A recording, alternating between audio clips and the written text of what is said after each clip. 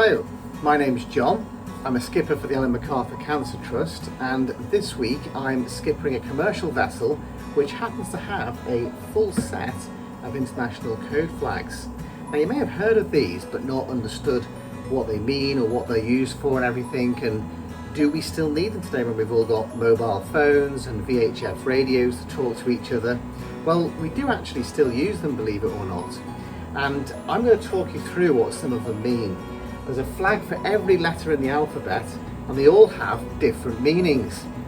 Now the ones that I'm going to show you today are the popular ones that we tend to use on a fairly regular basis. They're the kind of flags that a good skipper should know instantly what they mean. So if he sees a boat flying one from their flagstaff, then he knows that he has to do something or avoid them or give them room or something like that, or even go and assist them, depending on what flag they're flying. Okay, so first flag I'm going to show you, this is Alpha, code flag A, and if you saw that flying from a vessel, you would know that they had a diver in the water nearby. So obviously that vessel is wanting you to give them a wide berth and avoid them so that you don't run over the diver in the water, obviously. This is one that I use on a very regular basis. This is Bravo, code flag B. We fly that if we're bunkering. That basically means that we've stopped to refuel. Okay, we call it bunkering on a vessel.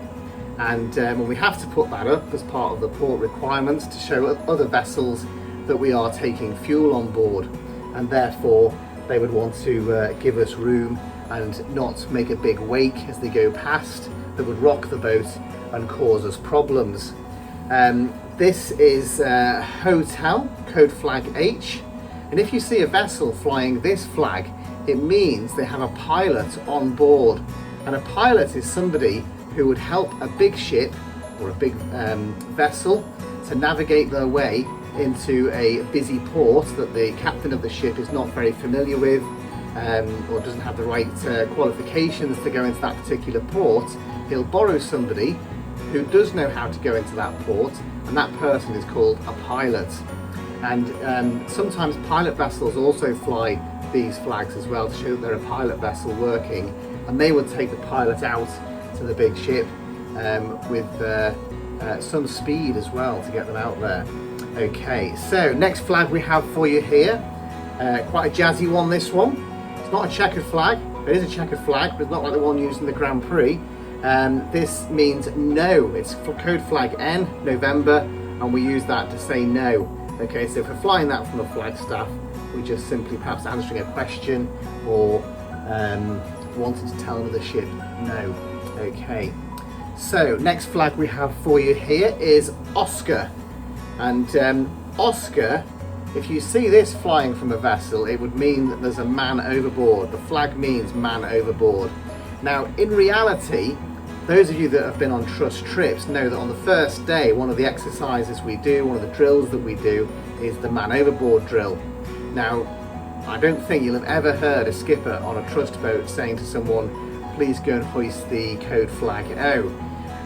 But where you would see it, because obviously your priority when you've got a man overboard is to get the person back on board, but where you would see it is one of the things we ask you to do during the drill is to throw over life-saving equipment, so a little horseshoe buoy and something called a dam buoy, which has a long pole on it, to float with a long pole on it, and on top of that pole is usually code flag O to show there's a man overboard. Okay, so that's where you're likely to see that. Then the next one that we have for you is code flag U, uniform.